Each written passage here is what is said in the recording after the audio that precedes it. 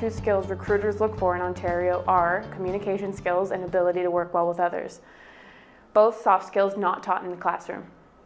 So we had this problem that the government is now calling a skills gap.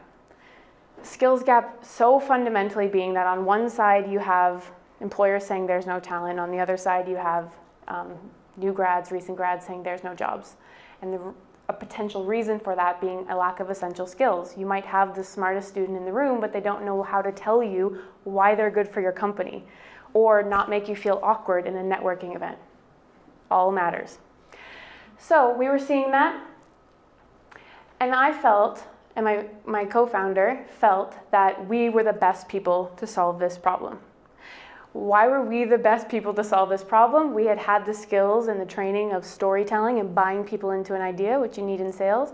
We had the background in education to actually teach the skills. We had connections to both education and private sector, and the whole speaking, the teaching thing, a basis in pedagogy, so how to teach, which actually makes us a bit different from some of our competitors. So we felt that we were the best people to solve this problem. Skills Camp came to be not because entrepreneurship was my passion, came to be because there was a problem we felt we were the best people to solve, and entrepreneurship happens to be the mechanism that best helps us solve it. What happened for me was what I want to happen for all of you. It's this process of iteration on the self. We iterate on our products, we iterate on our services. This is kind of the talk of entrepreneurship, that we must always find that new iteration. Now we need to talk about iterating on the self. So that means being open to taking chances and taking risks and trying something to learn that you hate it, or that you don't like it, or that, oh, well, what do you know? This actually turned out to be the best thing I could have done.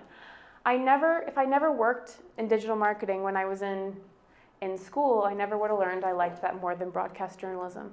If I didn't go work at Bell Media, I never would have learned that that was not the thing that I was supposed to do for the rest of my life.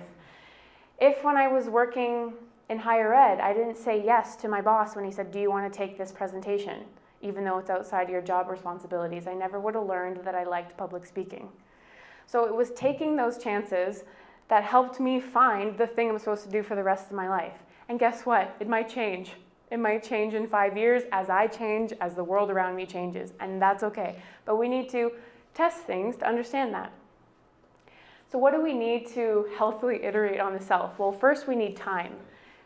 Everything starts with time, and if you don't set aside the time, it'll always fall to the wayside. This type of reflection, number 2, will always fall to the wayside. When I do personal branding one-on-one with clients, the first exercise we do is perception gap exercise. And you can do it yourself if you want. It's how I see myself, how I think others see me, and how I want to be seen. And without fail, they always say, I never talk about myself this much. It's therapeutic. I say, I know. I know. But you have to set aside the time. Their company's setting aside the time for them. But for you to do this yourself, it actually takes time and reflection for you to ask yourself things like, but what do I love more? Or do I even like this anymore? Or if I've decided that I don't like it, what's the next step? If I don't know the next step, am I going to go search what the next step is? So well, here's what I want you to do when you leave. I want you to set aside time. Even if it's on the weekend, even if it's you taking a break, going to a cafe for half an hour, even if it's you closing the bathroom door for 10 minutes, and start this process. Start the process of writing out each section.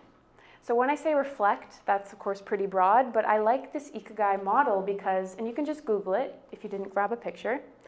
You can Google this model and it might help you start with that reflection process of, okay, what do I like? Just what do I like?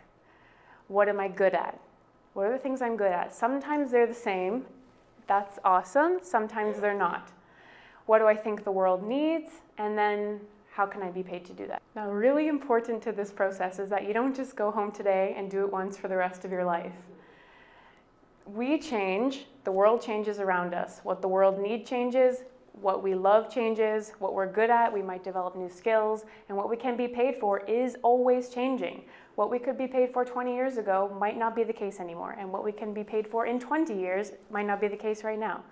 So this is always changing. So we need to be in a constant process of iterating on the self, of going through this Ikigai process or whatever reflection tool you find works for you, and being open to the changes we find.